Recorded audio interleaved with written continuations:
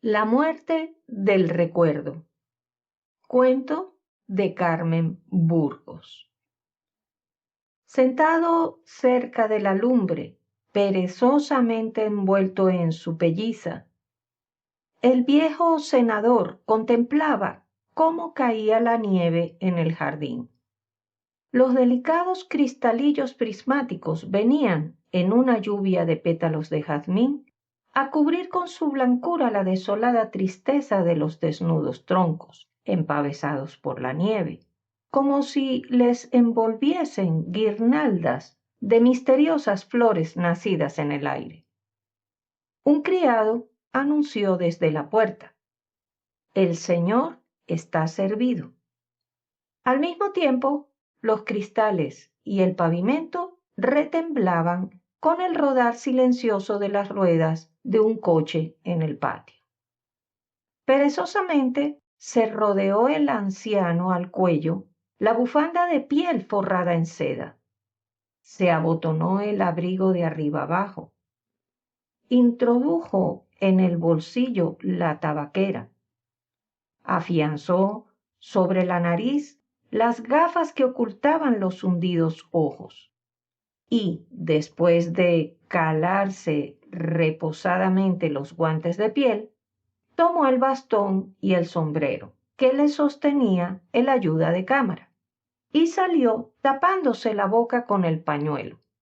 Tardo el paso, como si le costase trabajo dejar su gabinete en aquel día frío. Un secretario alto, rubio, atildado, de patillas simétricas e irreprochable traje, se inclinó a su paso ceremoniosamente, esperando que el señor se dignase dirigirle la palabra. Pero don Juan pasó sin mirarlo. «¿Deja mandado algo el señor?», preguntó con timidez. «Nada». Ya el lacayo sujetaba abierta la portezuela del coche. El secretario volvió a inclinarse con esa rigidez de los aduladores, que parecen tener una articulación más en su espina dorsal para doblar servilmente el cuerpo. Y el carruaje partió con el cadencioso trotar de su tronco normando. Encendió un cigarro don Juan y se arrellanó sobre los almohadones azules, mientras el coche cruzaba las calles del Caballero de Gracia, de Peligros y Alcalá, para salir al Prado. Allí lucía con toda su hermosura la nieve. Grupos de chiquillos y mozalbetes corrían sobre ella, ensuciando con los pies su transparencia. Contentos y satisfechos los pulmones de respirar aquel aire puro y sereno, cuya ligereza centuplicaba la actividad. Perseguíanse unos a otros, arrojándose puñados de nieve, que se deshacía en espuma blanca. Rodaban algunos esas enormes bolas, consagradas como imagen de la murmuración y de la calumnia, porque según corren engruesan y se enlodan. Varios artistas improvisados se entretenían en modelar con aquel mármol blando estatuas y caricaturas, con tanto esmero como si algunas horas más tarde su obra no hubiera de convertirse en agua sucia.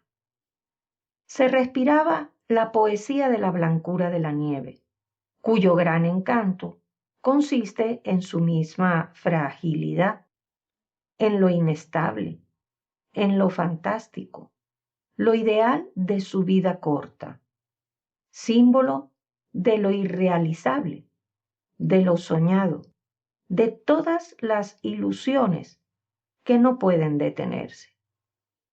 Había un rayo de envidia en los apagados ojos del viejo senador, viendo a los muchachos correr, azotarse, caer y revolcarse sobre aquella alfombra, que se hundía a su peso como mullido vellón de lana, con crujido de cristalillos que se quiebran. Recordaba en su abrigado coche la época feliz de la infancia, de la adolescencia, cuando medio desnudo y hambriento jugaba entre los copos de nieve en el Retiro o la Moncloa. ¿Cuán lejos estaba aquel tiempo? Era una existencia pasada. Se recordaba con tristeza. No había nada común entre él, don Juan, y aquel Juanillo de los primeros años de su vida. Juanillo había muerto. Ni una molécula del cuerpo joven, fuerte, gracioso, quedaba en su pobre achacosa y vieja armadura. Solo escasas reminiscencias de la voluntad, de los afectos que el otro sintió vivían aún en éste.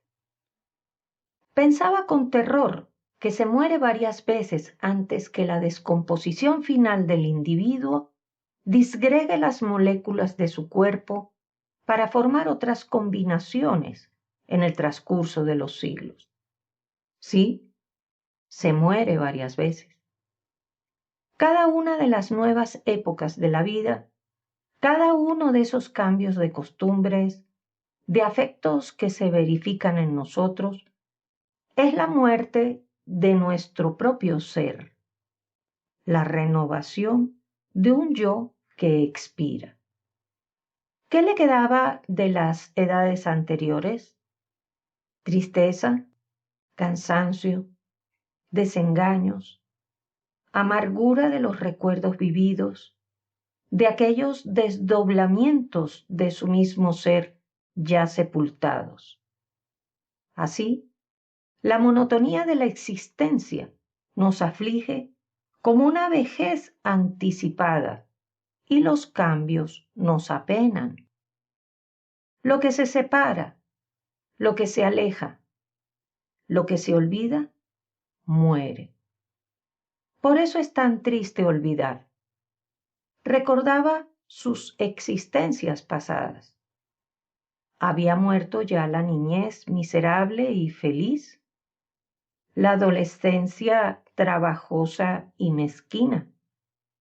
La juventud de luchas, ambiciones y hasta bajezas, con tal de sobresalir entre la vulgaridad de los comparsas humanos, nacidos para asistir a las representaciones de la vida de los demás, aplaudiendo o censurando las comedias que se hacen a sus expensas, pero sin pasar jamás de las galerías al escenario. Era aquella la época en que más había vivido el ciclo de las esperanzas, del amor. Don Juan recordaba la imagen de una mujer que iluminó su vida con reflejos de ópalo. Sacrificó el amor a la ambición, a un casamiento que le abrió las puertas de la política y del gran mundo. Había logrado sus esperanzas. Lujo, influencia, poderío, pero nunca volvió a ver a la mujer que amaba. Supo que era directora de un centro de enseñanza oficial en una provincia y que continuaba siempre soltera.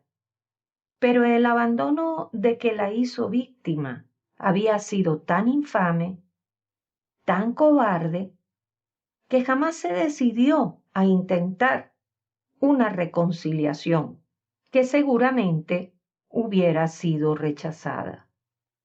Y sin embargo, cuánto la había amado, cuántas veces la recordó en el solitario hogar de viudos sin hijos ni familia. En muchas ocasiones pensaba cuánta alegría pudo traer a aquella casa la mujer inolvidable, compañera de sus luchas y ambiciones juveniles. Hasta algún día tuvo la intención de ir a buscarla, pedirle perdón, ser feliz con la dulce abnegación de aquella vestal de un amor único. Unas veces la reflexión de sus diferentes posiciones sociales triunfó de su sentimiento. Otras las tareas urgentes del Parlamento y la organización del partido aplazaron su resolución. Algunas, los éxitos y las ocupaciones se la hicieron olvidar. ¿Por qué surgía de nuevo en aquel día de invierno, entre la nieve de su ancianidad, la imagen de aquella mujer? Era una evocación extraña, una especie de telepatía, como si una corriente eléctrica le agitase. Por un momento creyó no estar solo, sentir un aliento a su lado, la proximidad de otro ser, de un fluido, de un pensamiento que solicitase con fuerza el suyo.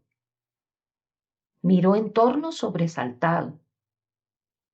La figura de Alicia se conservaba en su memoria tal como la última vez que la vio.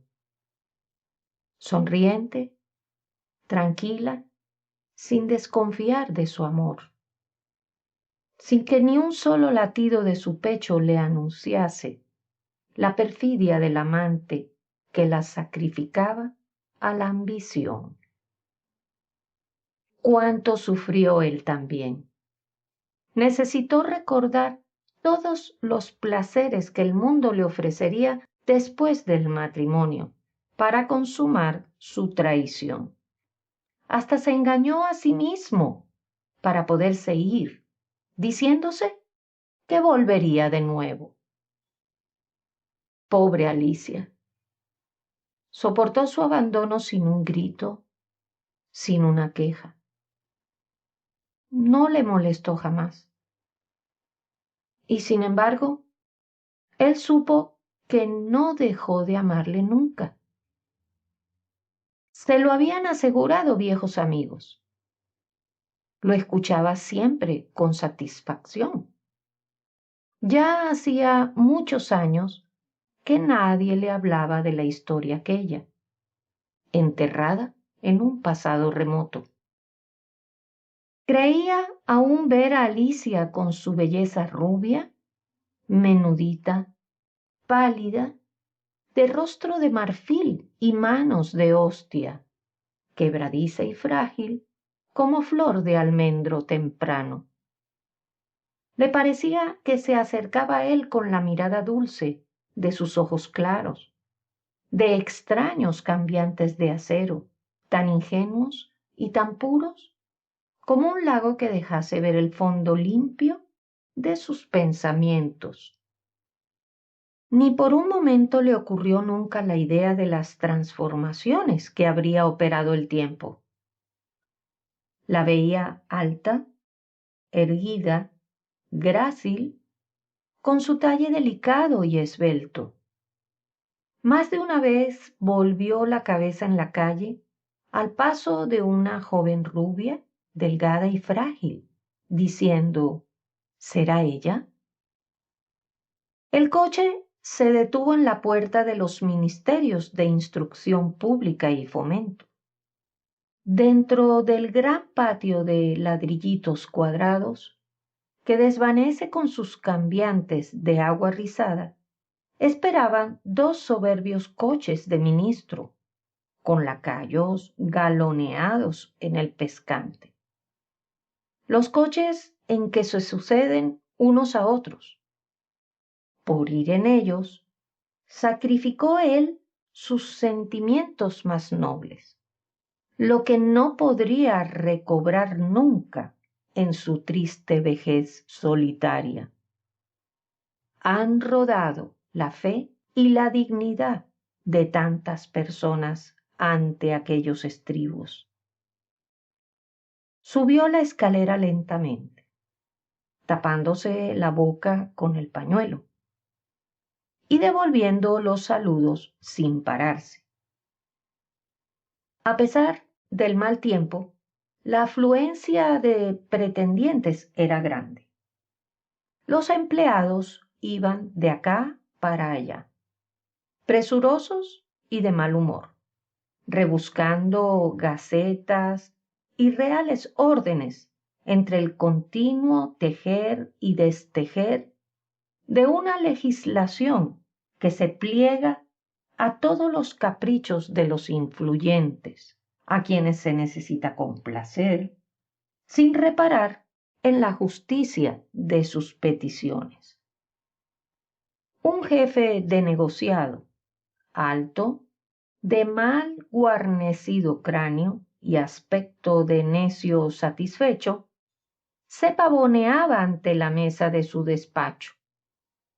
El senador le saludó con la mano, recordando cuántas veces se humilló en su presencia para obtener aquel puesto de pequeño tiranuelo, y penetró en la sala de espera. ¿Aviso al señor subsecretario?, preguntó el portero. No, no tengo prisa. Esperaré a que haya terminado su tarea, murmuró don Juan, sentándose en el ángulo del sofá cerca de una ventana. Quedaban unos 10 visitantes que iban siendo llamados por turno ante el subsecretario. La prontitud con que se hacían los llamamientos probaba la poca atención que se les prestaría. Pero los pretendientes iban contentos, creyendo haber sido escuchados. Don Juan vio con satisfacción que no había mujeres jóvenes y bonitas, pues ya sabía por experiencia que esas tardan más en salir de los despachos de los ministros y de los subsecretarios. Desde el gabinete cercano llegaban las conversaciones de los escribientes, que abrían y comentaban la correspondencia del jefe. La gran antesala, alta de techo y poco guarnecida de muebles, tenía algo de solemne. Todos hablaban en voz baja y los desconocidos se miraban unos a otros con recelo. De vez en cuando se apartaba el portier y un nuevo visitante se detenía deslumbrado junto a la puerta, buscando una orientación entre todas aquellas gentes que esperaban. Algunos jefes de negociado, con la cabeza descubierta, paso ligero y el legajo de papeles debajo del brazo, entraban y salían del despacho del subsecretario, causando la envidia de los atormentados por larga espera. Don Juan lo contemplaba todo. En el estado de su espíritu veía lo ridículo, lo cómico, lo vano de toda aquella farsa de egoísmos, luchas y miserias. Sin duda, acababa también de morir en su alma la ambición, y veía claro la insignificancia de lo que antes le parecía grande. Una señora, sentada en el otro extremo del sofá, atrajo al cabo su atención. Llevaba un traje color marrón y una capota violeta sobre los cabellos blancos, blancos como la nieve del jardín. Sostenía con trabajo el corsé un cuerpo flácido, de pecho hundido, al que no se ceñía la floja tela de su traje. La carita arrugada, color tabaco seco, sumida la desdentada boca, en punta la barbilla y tallado en nervios el cuello. Aquella anciana tenía para don Juan un extraño encanto. ¿Por qué? ¿Acaso por la plata de los cabellos, sobre los que parecía un pensamiento temprano la gorrita violeta? ¿Acaso por los ojos claros, dulces, tranquilos, que brillaban juveniles dentro de las hundidas órbitas sin pestañas? Le parecía conocer la caricia de una mirada semejante. Doña Alicia Moreno, dijo el portero mayor, llamando a la anciana, que se dirigió con paso vacilante al despacho del subsecretario. Alicia Moreno, Alicia Moreno. ¿Había oído bien? Trémulo, formuló don Juan su pregunta al portero. ¿Quién es esa señora? Doña Alicia Moreno, directora de la escuela de Ávila. Oh, era ella, no cabía duda. Entonces pensó por vez primera en las transformaciones de los años desaparecidos. Sus existencias de jóvenes habían pasado hasta el punto de no conocerse. Y sintió una amargura infinita, al perder la visión de aquel rostro juvenil y fresco, para sustituirlo con la imagen de la anciana de los cabellos blancos. Imposible. Alicia seguiría siendo joven en sus recuerdos. La anciana no tenía nada en común con ella. Entonces, con temor supersticioso, se explicó el pertinaz recuerdo de antes hacia aquella mujer que se le acercaba. ¿Le recordaría a ella también?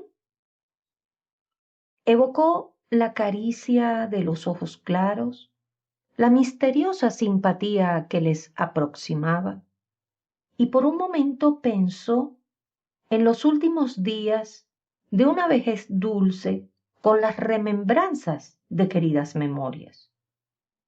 Sí, al salir Alicia de aquel despacho, la seguiría, le pediría perdón. En su memoria se confundían de nuevo, bajo la mirada clara, la Alicia de cabellos blancos y la Alicia de cabellos rubios. Se entreabrió la puerta y apareció entre las cortinas la curva silueta de la anciana. Señora, murmuró don Juan aproximándose. Se detuvo ella y miró tranquila, esperando. Él no hallaba qué decir.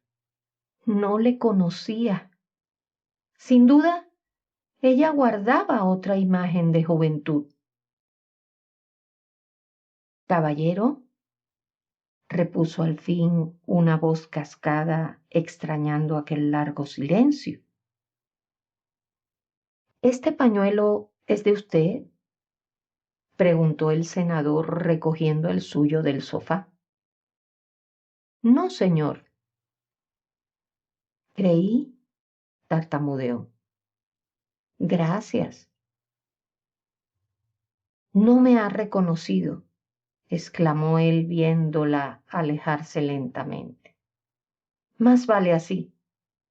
Es preferible que no conozca el dolor de ver morir en el alma una imagen de juventud y amor acariciada tanto tiempo. Para ella, al menos, vivirá el recuerdo. Y se limpió apresuradamente los ojos con el pañuelo, mientras guardaba con la otra mano en el bolsillo los empañados lentes para entrar en el despacho del subsecretario, que llamaba obsequioso desde la puerta. Mi querido don Juan.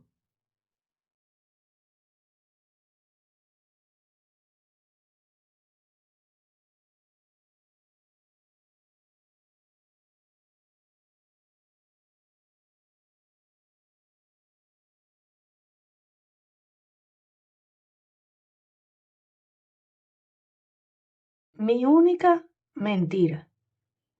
Cuento de Rafael Delgado.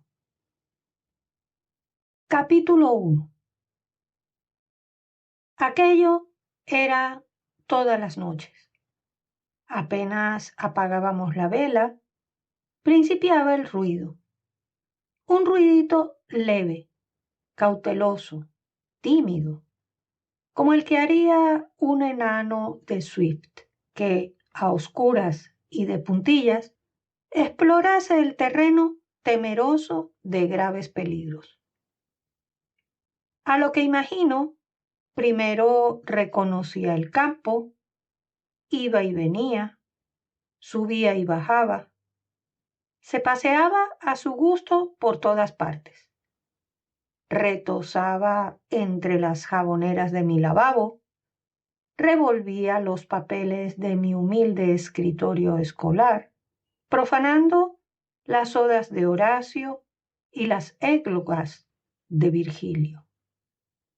Se trepaba al buró y con toda claridad oía yo cerca de mí los pasos del audaz, el roce de sus uñas en la fosforera, en el libro y en el sonoro platillo de la palmatoria. Una vez quise sorprenderle y encendí rápidamente una cerilla. Estaba encaramado en el extremo de la bujía, como un equilibrista japonés en lo alto de una pértiga de bambú. Chiquitín como era, el molesto visitante me causaba miedo atroz. Solo de pensar que, aprovechándose de mi sueño, iría a mi cama, se instalaría en las almohadas, saltaría a mi cabeza y arrastraría por mis labios aquella colita inestable y helada, me daba calofrío. Y héteme en vela, como escucha en vísperas de combate, conteniendo el aliento, atento el oído y abiertos los ojos para ver a mi osado enemigo. La imaginación me lo pintaba. Tanto así le temía yo. Colosal, horrible, hambriento, feroz como una tigre hostigada que ha perdido sus cachorros. En esta inquietud, nervioso, sobresaltado, asustadizo, pasaba yo 2 o 3 horas, mientras en el otro lecho dormía mi padre el sueño dulce y tranquilo que nunca falta a las personas de buena conciencia. A la mañana olvidaba yo mis temores y recelos de la víspera, sin pensar durante el día en el ratoncillo aquel de nuestra alcoba, teatro de sus correrías. Un día, al volver del colegio, encontré a mi padre disgustado y mohíno, revolviendo papeles de música y sacudiendo pliegos carcomidos. Había descubierto que los ratones penetraban en el sancta sanctorum de sus amores artísticos y cometían allí graves delitos, crímenes de lesa majestad. La requisitoria fue terrible. Habían roído obras de raro mérito, de subidísimo valor. Una ópera de Mozart, La flauta encantada, 3 sonatas de Beethoven y la pastoral, y la sinfonía heroica, y qué sé yo qué más.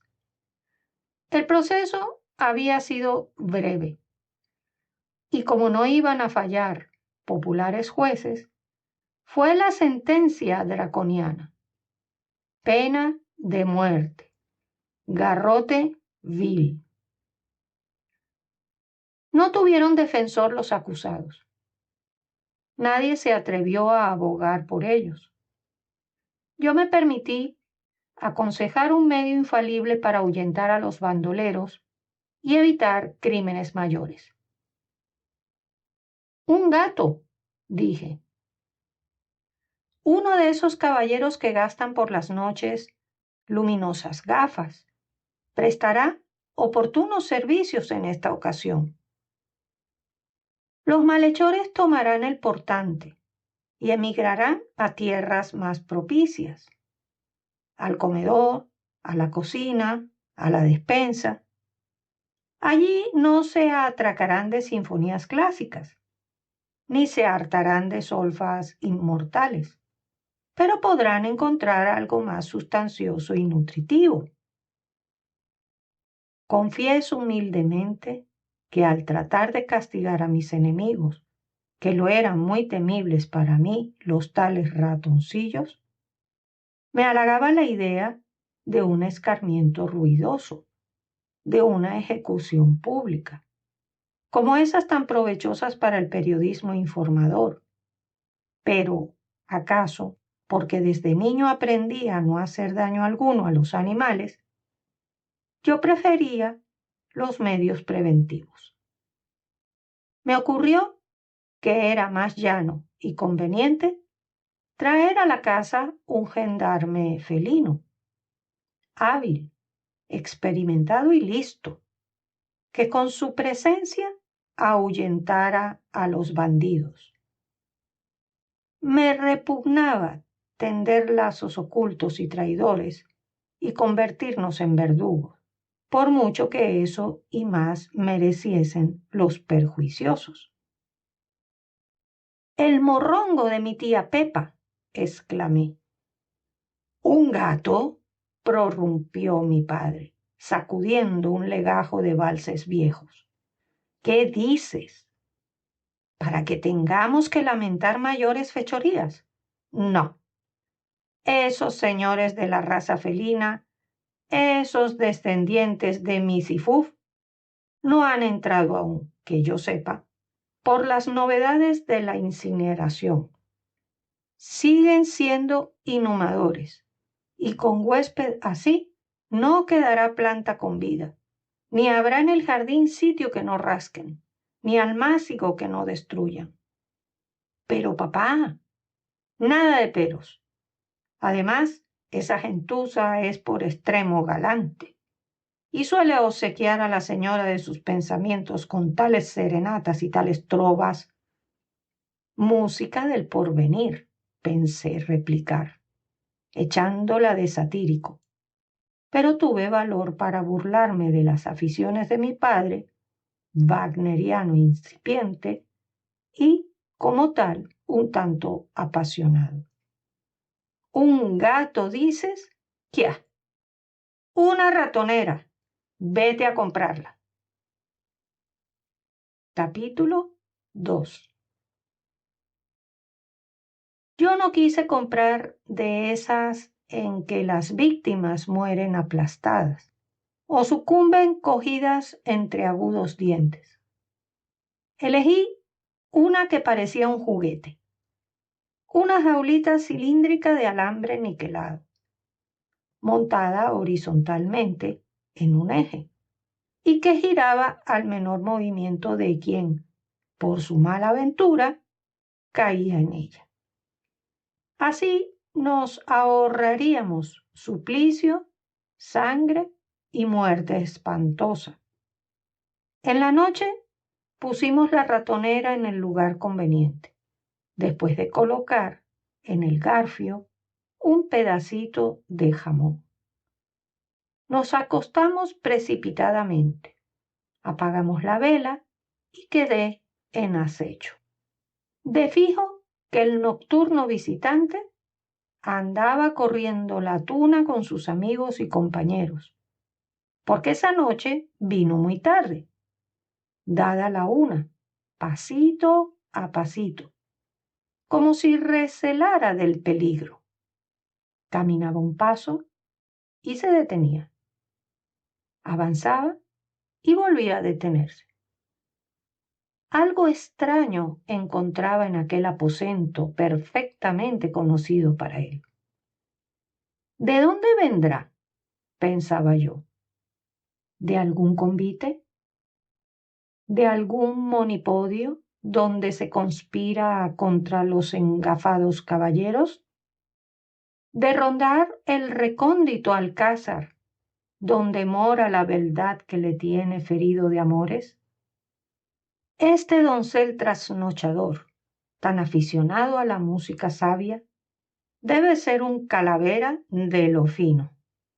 ¡Ah, pícaro! Buena se te espera. Quiera tu destino que vengas a hito y no cedas a las tentaciones de la gula. El ratoncillo, confiado y seguro, saltó a una silla. De allí, el buró y diose a ensayar sus ejercicios acrobáticos, brincando de la cerillera a la palmatoria, por burla sin duda, por el deseo de reírse de nosotros. Le oí bajar y correr hacia el estante. En el camino tropezó con un papel, con un pedazo de periódico, un fragmento de cierto diario. Ahí se entretuvo largo rato. ¿Estaría leyendo? No. Los roedores no han de gustar de esa literatura. Fuese luego hasta la ratonera, atraído sin duda por el jamón, y ¡zas! Preso. ¡Qué ruido! La jaula giraba vertiginosamente. Rin, rin, rin. Encendí la bujía. Corrí al sitio del suceso. El pobre animalito pugnaba por salir y pretendía forzar los hierros de su cárcel. Mi padre despertó. Cayó. No escapará. ¿Y ahora? Mátale. ¿Cómo? ¿Le tienes miedo? No, contesté avergonzado, pero me da lástima. Confiesa que tienes miedo, que te causa repugnancia. Sumerge la jaula en una cuba de agua y ahógale. Capítulo 3. Heme convertido en un verdugo, en otro carrier, me dije. Yo no le mato. El trasnochador se revolvía en la jaula como un loco. Pretendía huir y no conseguía más que acelerar la rotación de su cárcel. Ah, bribón, ¿volverás a quitarme el sueño? Y qué bonito era. Gris, de color de pizarra nueva, bien dispuesto, ligero, elegante, lustrosa la piel, negros los ojitos, como dos cuentas de azabache. Me miraba atentamente. Parecía lloroso, acongojado, como implorando clemencia, pidiendo perdón. Traje la cuba y la llené de agua. Iba yo a sumergir la ratonera y el valor me faltó. El prisionero no merecía tan duro castigo. ¿Acaso no era autor de las fechorías? Tal vez era inocente. ¿Qué sabe un ratoncillo de esas cosas? ¿De don Juan y de Fidelio? Además, mi víctima tendría padres, hermanos, hijos. Tal vez el hambre le había arrastrado al crimen. Dejé la ratonera y volví a la alcoba. ¿Le mataste? Preguntó mi padre. La verdad, no. Me dio lástima. Le tuviste miedo y le abriste la jaula, ¿no fue así? No, señor, contesté. Dejé la ratonera en el patio. Mañana, no. Al instante vas y le ahogas, repuso el anciano con el tono imperioso de quien siempre ha sido obedecido. Pobre ánimo cobarde. Si yo le hubiera dicho a mi padre que me faltaba valor para obedecerle, que aquello me parecía inicuo, atroz, se hubiera reído de mi sensiblería. Me resolví a cumplir lo mandado. Pero al fin no lo hice. Salí a la calle y allí puse en libertad al prisionero. Vete y no vuelvas nunca a esta casa, donde si hay deliciosos platillos clásicos, hay también ratoneras y cubas. No vuelvas, que morirás ahogado. Huye y no vengas a quitarnos el sueño, ni a causarme penas como esta que ahora me oprime el corazón. Huyó el ratoncillo y yo respiré tranquilo, venturoso y feliz. Capítulo 4. ¿Qué sentirá un juez cuando toma la pluma para firmar una sentencia de muerte? ¿Qué pasará en el alma del magistrado que por muy altos y poderosos motivos no puede conceder la vida a un reo de muerte? Sépalo Dios. Esa noche me vi obligado a decir a mi padre una mentira, la primera y la última, la única que oyó de mis labios en toda su vida. Esa noche viví muchos años en unos cuantos minutos, bobadas de chiquillos, y desde entonces no puedo escuchar música de Mozart o de Beethoven sin acordarme del prisionero a quien di libertad. El otro día estaba mi novia tocando la pastoral. Mientras ella ejecutaba la maravillosa sinfonía, yo creía mirar, acurrucadito en un rincón del teclado, al ratoncillo aquel, que me miraba con sus brillantes ojos negros, alegre y festivo, como si me quisiera decir, gracias, muchas gracias.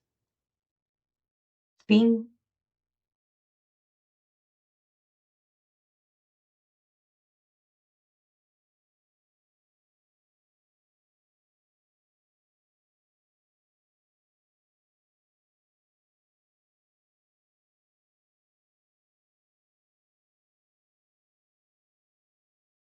Aceituna 1.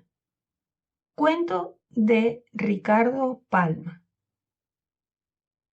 Acabo de referir que uno de los 3 primeros olivos que se plantaron en el Perú fue reivindicado por un prójimo chileno, sobre el cual recayó por el hurto nada menos que excomunión mayor, recurso terrorífico, merced al cual, años más tarde, restituyó la robada estaca, que a orillas del Mapocho u otro río fuera fundadora de un olivar famoso. Cuando yo oía decir aceituna una, pensaba que la frase no envolvía malicia o significación, sino que era hija del diccionario de la rima o de algún quidam que anduvo a casa de ecos y consonancias. Pero ahí verán ustedes que la erré de medio a medio, y que si aquella frase, como esta otra, aceituna, oro es una, la segunda, plata, y la tercera, mata, son frases que tienen historia y razón de ser. Siempre se ha dicho, por el hombre que cae generalmente en gracia o que es simpático, este tiene la suerte de las aceitunas. Frase de conceptuosa profundidad. Pues las aceitunas tienen la virtud de no gustar ni disgustar a medias, sino por entero. Llegar a las aceitunas era también otra locución con que nuestros abuelos expresaban que había uno presentándose a los postres en un convite o presenciado solo el final de la fiesta. Aceituna zapatera llamaban a la oleosa que había perdido color y buen sabor y que, por falta de jugo, empieza a encogerse. Así decían por la mujer hermosa, a quien los años o los achaques empiezan a desmejorar. Estás, hija, hecha una aceituna zapatera. Probablemente los cofrades de San Crispín no podían consumir sino aceitunas de desecho. Cuentan varios cronistas, y citaré entre ellos al padre Acosta, que es el que más a la memoria me viene, que a los principios, en los grandes banquetes, y por mucho regalo y magnificencia, se obsequiaba a cada comensal con una aceituna. El dueño del convite, como para disculpar una mezquindad que en el fondo era positivo lujo, pues la producción era escasa y carísima, solía decir a sus convidados: caballeros, aceituna una. Y así nació la frase. Ya en 1565 y en la huerta de don Antonio de Rivera se vendían 4 aceitunas por £1. Este precio permitía a su anfitrión ser rumboso, y desde ese año eran 3 las aceitunas asignadas por cada cubierto. Sea que opinasen que la buena crianza exige no consumir toda la ración del plato, o que el dueño de la casa dijera, agradeciendo el elogio que hicieran de las oleosas: aceituna, oro es una, 2 son plata, y la tercera mata. Ello es que la conclusión de la coplilla daba en qué cavilar a muchos cristianos que, después de masticar la primera y segunda aceituna, no se atrevían con la última, que eso habría equivalido a suicidarse a sabiendas. Si la tercera mata, dejémosla estar en el platillo y que la coma su abuela.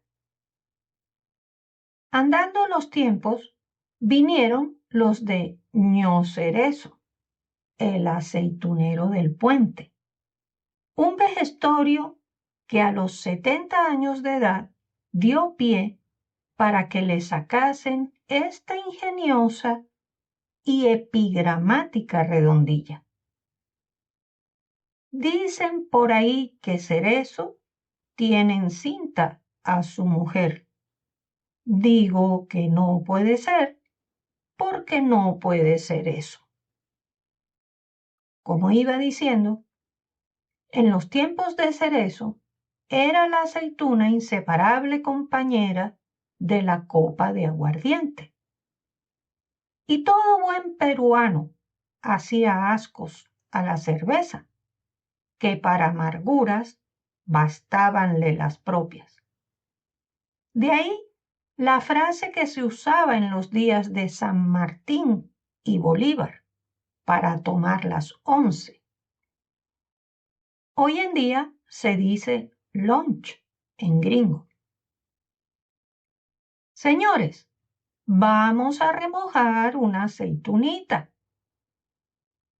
¿Y por qué? Preguntará alguno, ¿llamaban los antiguos las 11 al acto de echar después de mediodía un remiendo al estómago? ¿Por qué? 11 las letras son del aguardiente, Ya lo sabe el curioso impertinente. Gracias a Dios que hoy nadie nos ofrece ración tasada y que hogaño nos atracamos de aceitunas sin que nos asusten frases. Lo que va de tiempo a tiempo. Hoy también se dice, aceituna, una, mas si es buena, una docena. Fin.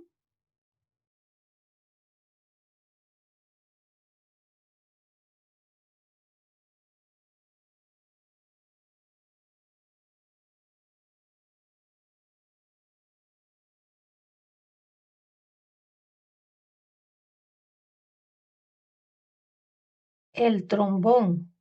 Cuento de Alfonso Pérez Nieva. Cuando el pobre Cleto oyó pitar a lo lejos la locomotora y vio entrar el tren en la estación, se le quitó un peso de encima. Todas aquellas malas noticias de descarrilamiento circuladas, porque sí, entre las gentes que esperaban en el andén, en vista del retraso del correo, eran inexactas. Dentro de unos instantes estrecharía contra su pecho, porque pensaba darle un soberano abrazo, al suspirado trombón que el alcalde había comprado para la charanga del pueblo y que él, como futuro tocador del instrumento, se hallaba encargado de recoger. Su impaciencia le lanzó al mostrador de equipajes el primero, y allí, después de llevarse un susto tremendo, porque el talón no aparecía entre el fárrago de papelotes de su cartera de cuero, abarrotada como cumplía a su importante cargo de alguacil, presentó su documento y, trémulo de emoción, recibió el trombón metidito en su funda, que venía en gran velocidad por la urgencia de completar la charanga antes del día de la patrona.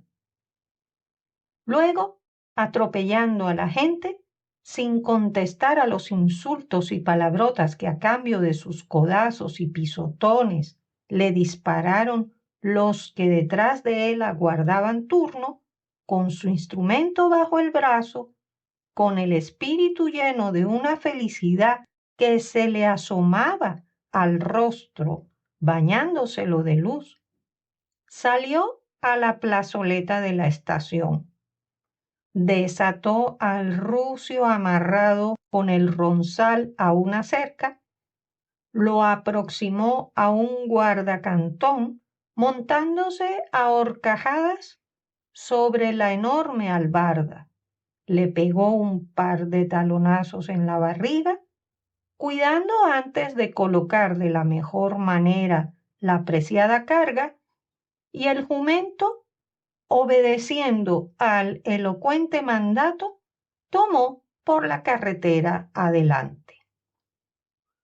Pronto un deseo natural brotó como una chispa en el pecho del palurdo: probar el instrumento.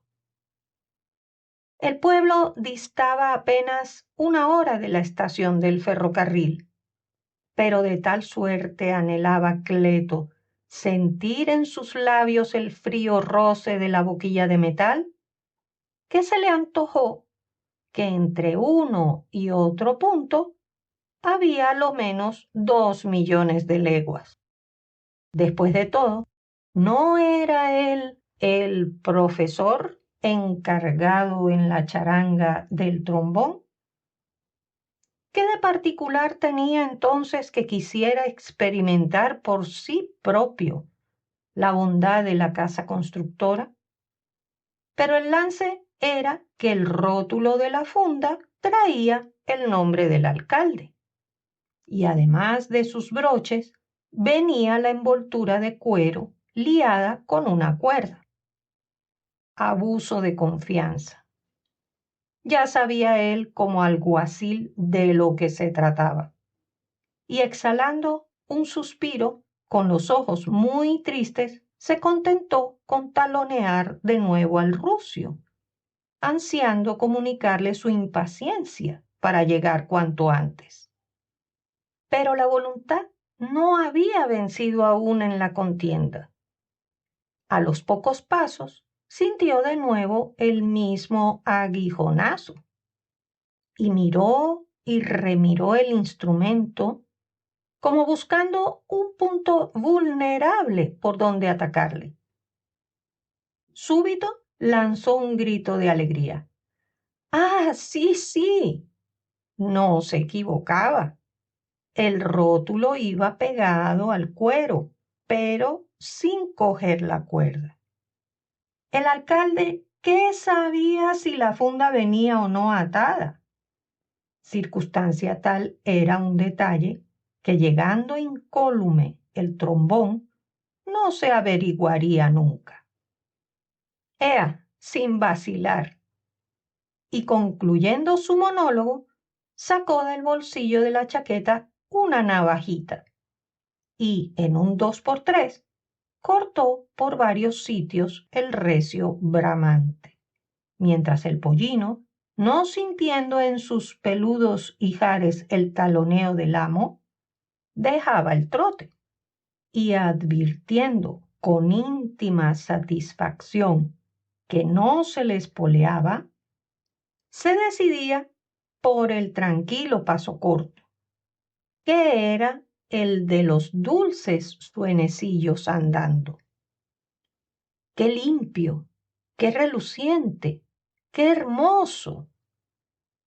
Del último sistema, como los que tenía la banda del regimiento de línea que guarnecía la capital de la provincia. Rojo como la grana de emoción y de júbilo, después de sujetar con cuidado la funda bajo un muslo, porque en el traqueteo de la marcha corría peligro de rodar al suelo la envoltura, fue contemplándolo con toda detención unos instantes, examinándolo pieza por pieza, en tanto que un aluvión de pensamientos de color de rosa se le precipitaba en la mente.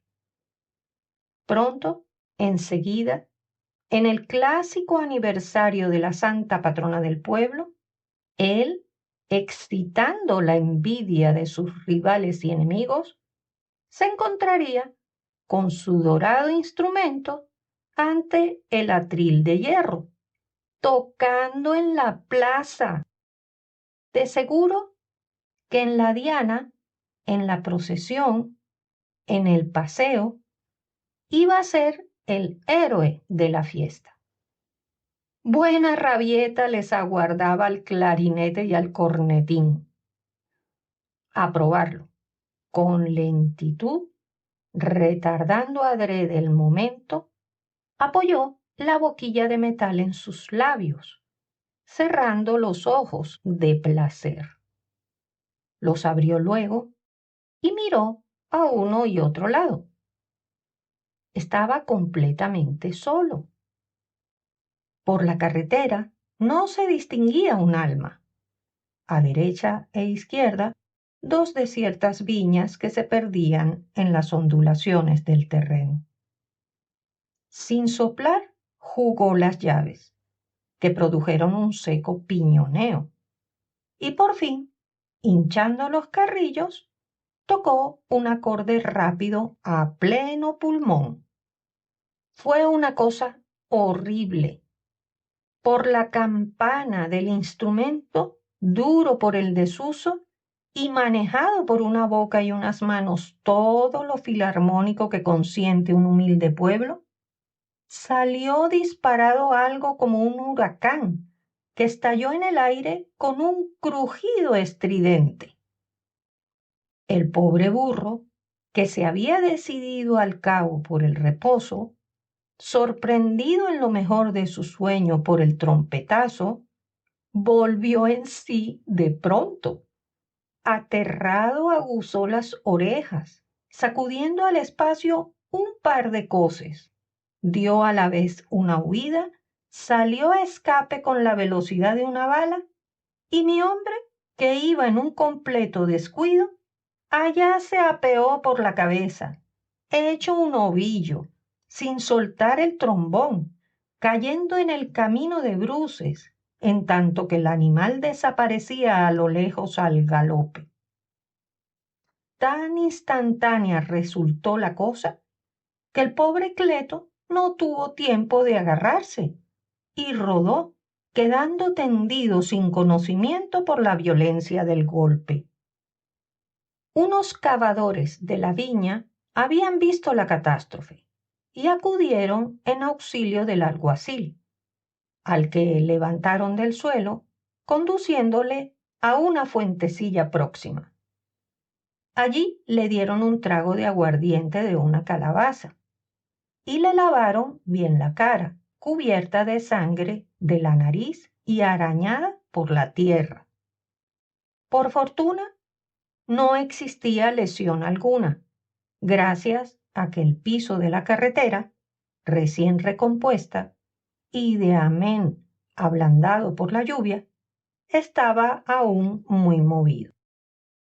En cuanto Cleto recobró el sentido, acordóse en el acto del trombón.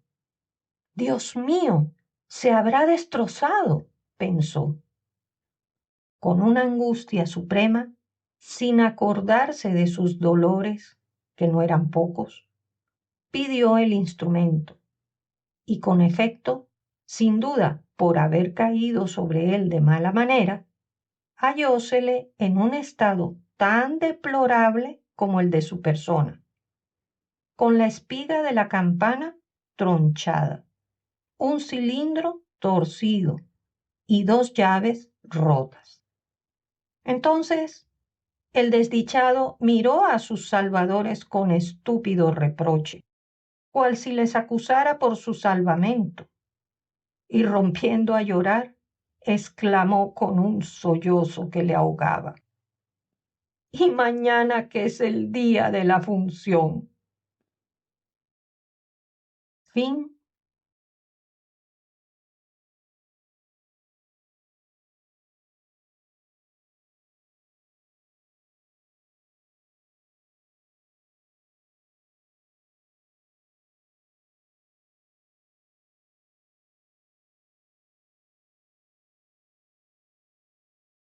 Silencio. Hijo mudo de la soledad y del misterio. Tú eres el esposo esperado de la noche, el amigo ansiado de los que padecen, de los que no están contentos ni del mundo ni de la suerte. Contigo vienen los recuerdos como un desfile de espectros que han dejado sus mortajas y visten de azul y rosa. Cada uno que pasa nos dice al oído un hechizo o pone en nuestros labios un beso. Tu solemne calma es la pausa de todas las ajenas voces que llenan de ansiedad y de hastío la vida. Eres como la barra de prolongada aspiración, colocada en el compás de la borrascosa mundanal sinfonía, para que nuestro espíritu se cante a sí mismo el solo melódico de sus memorias. Tú eres solemne como la muerte. Para que tú aparezcas, todo ha de callar. El hombre en su lecho, el ave en su nido, la música en la inerte materia. Pero en el fondo de nuestra alma vibran cantos sin eco y oímos frases deliciosas y gritos de dicha que tú apagas dulcemente con tu sordina de misterios. Tú eres quien aporta los peregrinos materiales con que fabricamos, de arquitectura varia, imposible, los nobles castillos fantásticos, ahondando el aire para cimentarlos y apartando las nubes para que se eleven más y más sus almenas y sus torres. Tú traes el oro y el nácar para sus muros, el cristal de roca para sus techos, la plata y el marfil para sus puertas, las piezas enteras de la púrpura del crepúsculo para sus salones, los encajes de espumas marinas para el lecho de la castellana ideal, y tú la atraes a ella también, formada de un rayo de la luna, altiva y hermosa, con su alba veste sembrada de estrellas, y los breves pies calzados de las luminosas lentejuelas de la vida láctea. ¿Por qué te vas, oh amigo piadoso, al despuntar el alba? ¿No ves que va a huir la amada, que va a desplomarse el palacio y que va a despertar mi espíritu? El primer pájaro que cante al sol, el primer barquero que entone su himno a la onda, el primer obrero que arranque su quejido al yunque, el primer niño que prorrumpa en el llanto perpetuo de la vida, me volverá al suplicio brutal de la realidad. Quiero soñar en tu seno, oh hijo de la soledad y del misterio. No te alejes de aquellos que en ti buscan su consuelo. Que te huya el remordimiento, medroso de la soledad y de la sombra. Que te odie el poderoso, para quien las voces humanas son lisonjas en loor suyo, y las escuche como una armonía embriagadora. Contigo se van mis recuerdos, la rosada mitad de mi existencia, que es la que mantiene de pie a esta otra mitad de ella, descolorida y ruinosa. Volverán los ruidos, la faena universal tornará a su diario estruendo, y yo volveré a echarme al hombro mi pedazo de roca, despeñado ayer junto conmigo al pie de la montaña. Fin